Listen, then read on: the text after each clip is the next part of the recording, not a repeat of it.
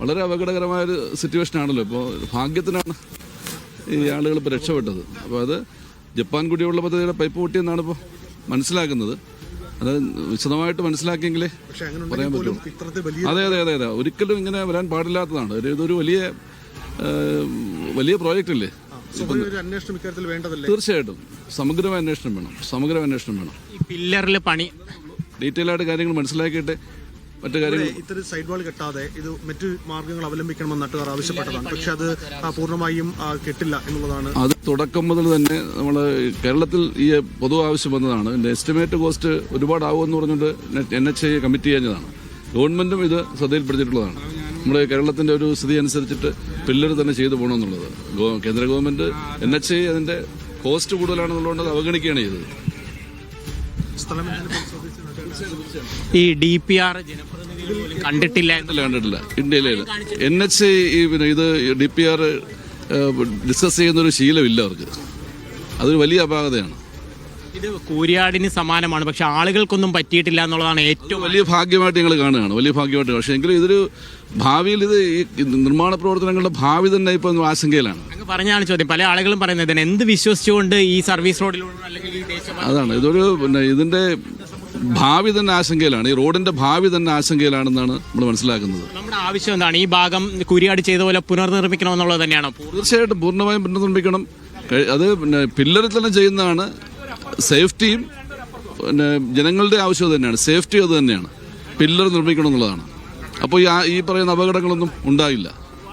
ഈ സ്ഥലം MLA പറഞ്ഞിരിക്കുന്നത് ഏറ്റവും പ്രസക്തമായിട്ടുള്ള ഒരു കാര്യമാണ്. എങ്ങനെയായിരുന്നു കൂരിയാട് ആ നിർമ്മാണ പ്രവർത്തനങ്ങൾ നടത്തിയത്? അതിന് സമാനമായ രീതിയിൽ ഈ ഭാഗം അത്രയും, അതായത് ഏകദേശം ഒരു 50 മീറ്ററോളം വരുന്ന ഒരു ഭാഗമുണ്ട്. ആ ഭാഗം മൊത്തം അത് പൊളിച്ചു മാറ്റി പുനർനിർമ്മിക്കണം എന്നുള്ള ഒരു കാര്യമാണ് ആവശ്യപ്പെടുന്നത്. ഇനി അക്കാര്യങ്ങളിലെല്ലാം കൃത്യമായ ഒരു തീരുമാനമെടുക്കേണ്ടത് ദേശീയപാത അതോറിറ്റിയും ഒപ്പം തന്നെ മറ്റ് ഈ നിർമ്മാണ കമ്പനി ഉൾപ്പെടെയുള്ള കാര്യങ്ങളാണ്. കുരിയാടൊക്കെ സംഭവിച്ചത് നമുക്കറിയാം. പക്ഷെ ഇവിടെ ഈ വാഹനങ്ങളുടെയൊക്കെ ഒരു അവസ്ഥ കണ്ടു കഴിഞ്ഞാൽ കാര്യം ഈ ഒരു ചെറിയ ഈ ക്രാക്കുണ്ടായ ക്രാക്കിലേക്ക് ഈ മുന്നിൽ വന്നത് ആ ഒരു വാഹനമാണ്. ആ വാഹനം വീണിട്ടുണ്ട്. തൊട്ട് പിന്നാലെ വന്ന ഒരു ചുവന്ന കാറുണ്ട്, അത് വീണിട്ടുണ്ട്. അതിൻ്റെ പിന്നാലെ വന്ന അതായത് 3 കാറുകൾ ഈ ക്രാക്കിൽ വീണിരിക്കുകയാണ്. പക്ഷേ എന്തോ വലിയ അത്ഭുതകരമായി രക്ഷപ്പെട്ടിട്ടുണ്ട്. നിർമ്മാണ കമ്പനി ഇപ്പോൾ ജനപ്രതിനിധികളെ അറിയിച്ചിരിക്കുന്ന ഒരു കാര്യം, ഈ ജപ്പാൻ കുടിവെള്ള പദ്ധതിയുമായി ബന്ധപ്പെട്ട് ആ പൈപ്പിൽ ചെറിയ ലീക്ക് ഉണ്ടായിരുന്നു. അതാണ് ഇത്തരത്തിൽ ഒരു കാര്യത്തിലേക്ക് പോയത് എന്നുള്ളൊരു കാര്യമാണ് എന്തായാലും നിർമ്മാണ കമ്പനി അതായത് കരാർ കമ്പനി അറിയിച്ചിരിക്കുന്നത്. പക്ഷെ അത്തരത്തിലുള്ളൊരു കാര്യം കൊണ്ട് ഇത് സംഭവിക്കുമോ എന്നുള്ളൊരു പ്രധാന ചോദ്യവും ഉയർന്നു വരുന്നുണ്ട്. കാര്യം ആളുകൾ ഇതിപ്പോൾ 2 ദിവസം കൊണ്ടൊന്നും തീരുന്നതല്ല. കാസർഗോഡ് മുതൽ തിരുവനന്തപുരം വരെ നീണ്ടു നിൽക്കുന്ന വലിയൊരു മേഖലയാണ്. അപ്പോൾ ഒരു ദിവസം കൊണ്ട് അവസാനിക്കേണ്ടതൊന്നുമില്ല. അതുകൊണ്ട് തന്നെ എത്രത്തോളം സുരക്ഷിതമാണ് MLA നേരത്തെ ഞാൻ പറഞ്ഞതേ കാര്യം ഇപ്പോൾ MLAയും പറയുന്നുണ്ട്. ആ MLA പറയുന്ന കാര്യം ഇതാണ്, അതായത് DPR ജനപ്രതിനിധികളെപ്പോലും, അതായത് ദേശീയപാത അതോറിറ്റി, ദേശീയപാത ജനങ്ങളുടെ പണം ഉപയോഗിച്ച് നിർമ്മിക്കുന്ന ഈ റോഡിൻ്റെ DPR എങ്ങനെയാണെന്നുള്ളത് ജനങ്ങളെപ്പോലും ജനപ്രതിനിധികളെപ്പോലും കാണിച്ചിട്ടില്ല എന്നുള്ളൊരു പ്രധാന കാര്യമാണ് ഈ ചാത്തന്നൂർ MLA ആയിട്ടുള്ള GS ജയലാലും പറയുന്നത്. ഇതിനൊക്കെ ആരാണ് മറുപടി പറയുക? 2 യോഗങ്ങൾ ചേർന്നുകൊണ്ട് അല്ലെങ്കിൽ സുരക്ഷാ ഓഡിറ്റൊക്കെ നടത്തണമെന്നുള്ളൊരു തീരുമാനമെടുത്തിട്ട് ആ ഓഡിറ്റിൻ്റെയൊക്കെ തീരുമാനം എന്തായി എന്നുള്ളൊരു ചോദ്യവും ഉയർന്നു വരുന്നുണ്ട്. അപ്പോൾ അത്തരത്തിലുള്ള കാര്യങ്ങൾക്ക് വെറുതെ സംസാരിച്ച് തീർക്കാതെ കൃത്യമായ നടപടി ഈ ഭാഗം അത്രയും നേരത്തെ പറയുന്നത് പോലെ തന്നെ പില്ലറിലൊക്കെ നിർമ്മിക്കണം എന്നുള്ളൊരു ആവശ്യവും ഉയർത്തുന്നുണ്ട്. അത്തരത്തിൽ പില്ലറിൽ നിർമ്മിക്കാൻ കഴിയുമോ എന്നുള്ളൊരു കാര്യമെല്ലാം പ്രസക്തമാണ്. അപ്പോൾ ഇനി എന്താണ് സുരക്ഷിതമായി? കാര്യം ദിവസേന ആയിരക്കണക്കിന് 10,000-കണക്കിന് വാഹനങ്ങളാണ് എറണാകുളത്ത് നിന്ന് ആലപ്പുഴ വഴിയുള്ള ദേശീയപാതയിലൂടെ ഇതുവഴി യാത്ര ചെയ്ത് തിരുവനന്തപുരത്തേക്കൊക്കെ പോകുന്നത്. അപ്പോൾ അത് എത്രത്തോളം സുരക്ഷിതമാണ് എന്നുള്ളൊരു കാര്യം ഇനി ശ്രദ്ധിക്കണം. ഇതിൽ പ്രധാനപ്പെട്ട മറ്റൊരു കാര്യമെന്ന് പറയുന്നത് ഈ ഓടയുടെ ഭാഗങ്ങൾക്ക് പോലും പൊട്ടൽ സംഭവിച്ചിട്ടുണ്ട് എന്നുള്ളതാണ്.